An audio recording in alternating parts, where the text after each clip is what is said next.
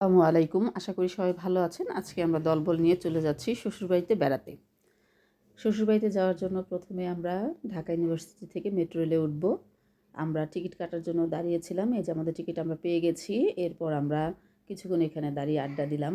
মানে আড্ডা না, গল্পসল্প করলাম।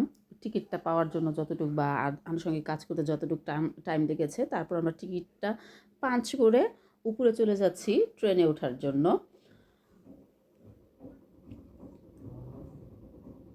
আমরা এসকেলেটরে করে উপরে চলে গেলাম। তারপরে ট্রেনের জন্য কিছুক্ষণ দাঁড়িয়েছিলাম। এই যে ইতিমধ্যে ট্রেন চলে এসেছে। আমরা আস্তে আস্তে সবাই মেট্রো রেলে উঠলাম। পরে আমরা আমাদের গন্তব্যস্থল উত্তরা দিয়াবাড়িতে গেলাম। এখানেই আমাদের শ্বশুরবাড়ি, মানে আমরা এখানে যেখানে খাওয়া দাওয়া করব সেই হোটেলটার নাম হচ্ছে শ্বশুরবাড়ি।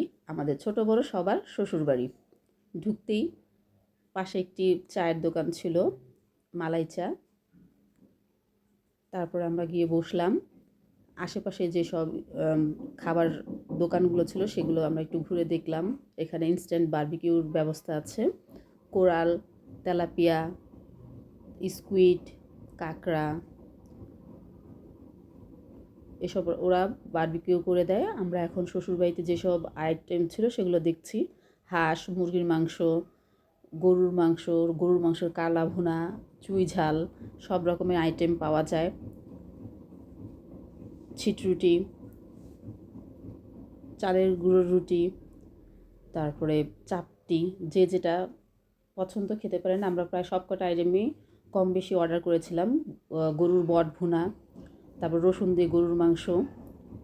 এখানে আরও বিভিন্ন ধরনের স্টল ছিল, মানে ছোটোখাটো একটা মেলার মতো। মাটির বিভিন্ন জিনিসপত্র এখানে সেল হচ্ছিল। তাছাড়া বাচ্চাদের বিভিন্ন খেলনা, বাচ্চাদের ওঠার জন্য বিভিন্ন রাইড, এখানে বিভিন্ন খেলাধুলারও আয়োজন করা হয়েছিল। বক্সিং, শুটিং, আমরা এটাও একটু অংশগ্রহণ করলাম। তারপরে এখানে মালাই চা ছিল, সাথে পোড়া রুটি এবং মালাই চার স্বাদটা এখনও জিভলায় মানে লেগে আছে। আমরা খাওয়া দাওয়া শেষে একটু বক্সিং এবং শুটিং করলাম। তারপর আবার ট্রেনে চড়ে বাসায় চলে আসলাম। ঢাকা ইউনিভার্সিটি নেমে সেখান থেকে রিক্সা যোগে বাসায় চলে এসেছি। আমাদের দিনটি অনেক ভালো কেটেছে। সবাই আমাদের জন্য দোয়া করবেন।